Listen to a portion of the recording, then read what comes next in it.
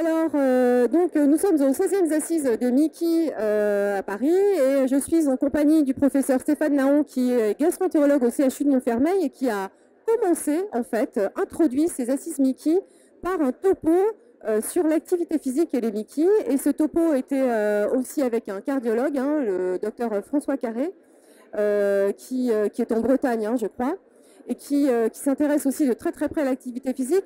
Stéphane Naon, qu'est-ce qu'on peut dire aujourd'hui dans le cadre de l'activité physique et des Mickey? Qu'est-ce qui s'est dit dans ce topo et quels sont les messages clés qu'on peut retenir?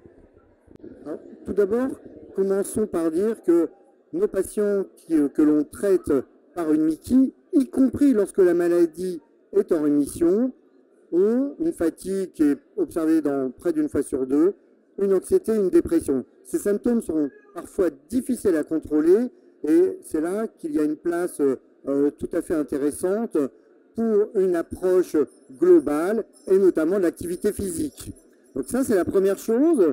La deuxième chose, le professeur Carré de Rennes nous a bien montré que l'activité physique était associée à un risque cardiovasculaire plus faible, à une espérance de vie plus longue, donc ça c'est de façon globale, mais aussi dans le cadre des Mickey, une efficacité sur les symptômes de la maladie et du bien-être en général. Alors on a des freins à cette pratique de l'activité physique, une étude qu'on avait menée avec l'AFA qui avait montré qu'effectivement lorsque la maladie est en poussée, elle peut limiter l'activité physique. Toutefois, moi je pense que quand les symptômes sont modérés, on peut quand même pratiquer une activité physique, et là le mot adapté a tout son sens, notamment la pratique d'une marche non intense, un peu de vélo, ça c'est tout à fait à la portée d'un patient qui a une Mickey. Et puis, autre chose, dans le cadre des Mickey, l'autre frein qui était observé, c'était la nécessité d'être encadré.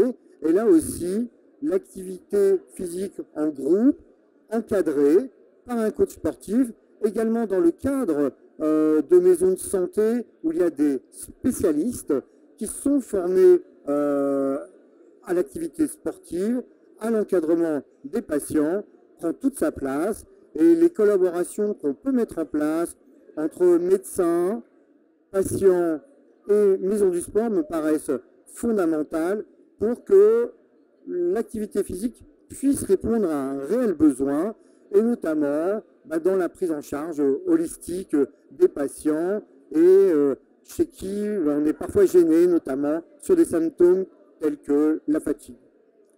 Donc achetez une paire de baskets et faites du sport et ça améliorera probablement votre qualité de vie.